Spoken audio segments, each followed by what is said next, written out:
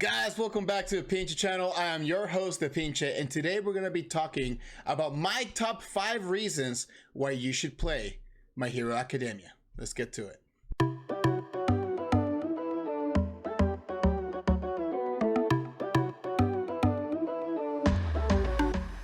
Alright guys, thank you so much for being here. I hope you guys are enjoying the content and much more to come here soon, so make sure that you stay tuned. Alright guys, let's start it off with number 1, and number 1 is going to be that this is a new incoming game that has a huge potential, and I'll explain why in the next couple points. But the game just started coming out, officially release date this week. By the time that you're watching this video, I mean, if you watched it after, you know, October 12th, then obviously the game's already out. But as of right now, game is barely gonna start coming like out, you know, official date this week. This past week was the pre-release, and so the right time to start is right now. My second reason of why you should play My Hero Academia card game is because it is coming from an established game that has been going on for like 15 years, probably. I think it's 15 years, which is UFS, right? Universal Fighting System. And the community is already there. So if this was a new game that you've never heard of, you know, it might kind of take you back because you're not familiar with the gameplay, and because you don't know how it's going to progress or if it's going to stay. Are you going to be investing money in a game that's going to die in a year or two? You're talking about a game that has been going on for 15 years, and this is just going to add to the popularity. It's going to grow the UFS community. And so it's a great opportunity for all of us to join that community that was already pre-established. All right, guys, reason number 3 is going to be the fact that COVID is over. And obviously I know that COVID is not over. It's more like a COVID is over because people are still getting it. You know, hopefully none of you guys got it or have gotten it. Hopefully your family members are good, the people that you know, your loved ones. But it definitely has decreased in number and has made it, you know, less of an issue affecting, you know, supply and demand. And so the ability to get product is now going to be so much better than it was before. It is not hard to get product right now, even for pre-release. People have cases, boxes, starter decks, everything. And so we're talking about a game that is starting at the right time. Obviously, I don't want to bash Digimon too much because, as you guys see on my other video, you know, I told you that Digimon's a fun game. It's amazing, and it's picked up, right? And it's doing great as opposed to other games out there in the market. But the fact that that game survived through COVID is amazing.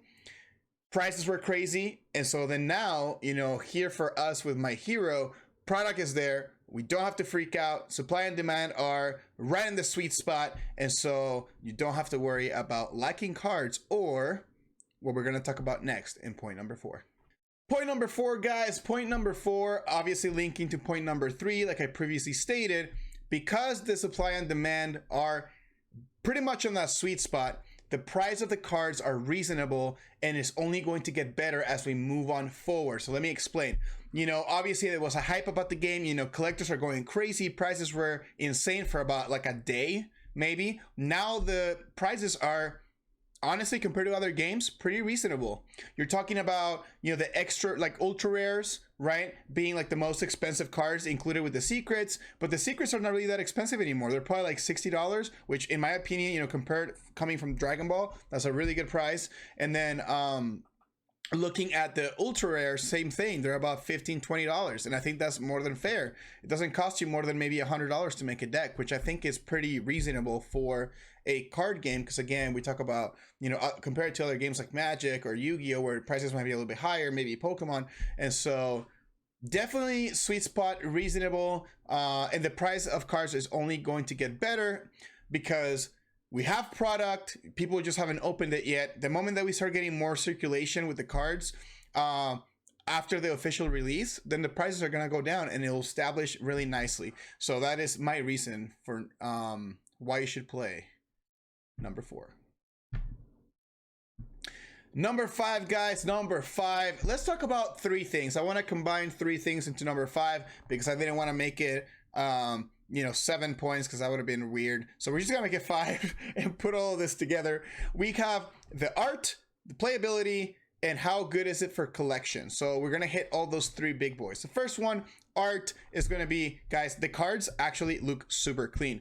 And it's funny because a lot of people that have never played UFS before have noticed that the card quality is very good. People that have played UFS before have noticed that the quality is really good, and so that gives me a good review for the cards, because obviously I come from playing, you know, Digimon and Dragon Ball, and the cards feel nice, but there's something special about these cards. I don't know, they just feel more like clean and harder, I guess. I don't know how to explain it, but quality is there. The art, amazing. I didn't think I was going to like the fact that they were grabbing images from the show and putting it in cards, but the foiling, the background, the photoshopping they did, even though it's still the art from the show, amazing.